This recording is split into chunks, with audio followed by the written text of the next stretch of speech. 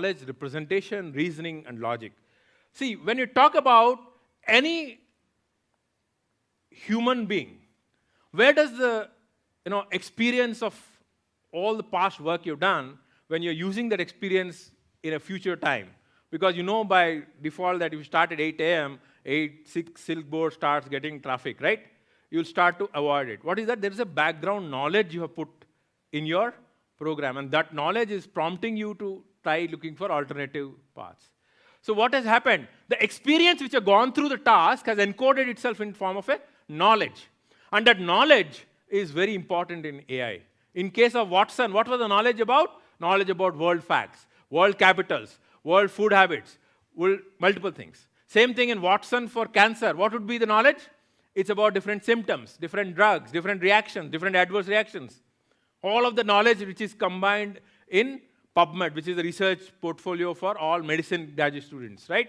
It gets engulfed into the thing. Same way, in whatever domain you're talking about, you have to have a whole collection of knowledge which has to power your AI system. Ultimately, without knowledge, any AI is useless. Knowledge is very important. When you talk about knowledge, is it only that you'll keep the entire knowledge as a database and retrieve from it as a fact? That's going to be costly, right? Because the whole world has infinite knowledge. You'll need to have a huge capacity to store any AI system. Whereas your Google Maps is talking about very simple footprint, it's able to give a response. How is it possible? That is because of what is known as logic and reasoning. Logic and reasoning is basically the human capability by which you don't need to always keep raw knowledge as stored in databases. Instead, you can use reasoning to generate new knowledge. New knowledge means you're able to use past knowledge and some rules to generate new knowledge. So, if you see, reasoning is an important element of AI. What does it mean?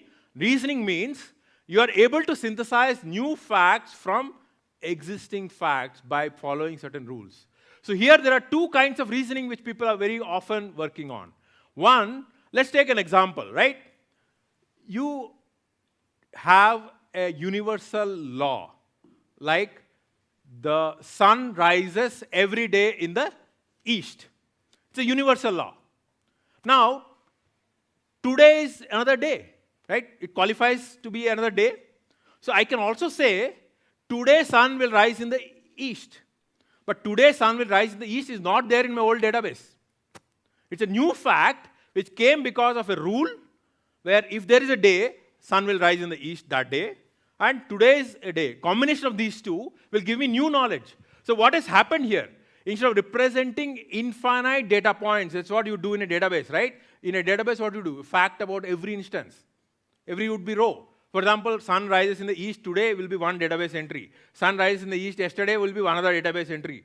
So unlike the infinite collections of facts which you would normally use a database-based approach, in AI you will combine them all into very generic rules. And that is what is the basic tenet of what's known as knowledge representation. Knowledge representation means what are those compact forms in which that knowledge you keep it. It could be in form of rules. It could be in form of some equations. Many different forms of knowledge representations have been taught about in AI world.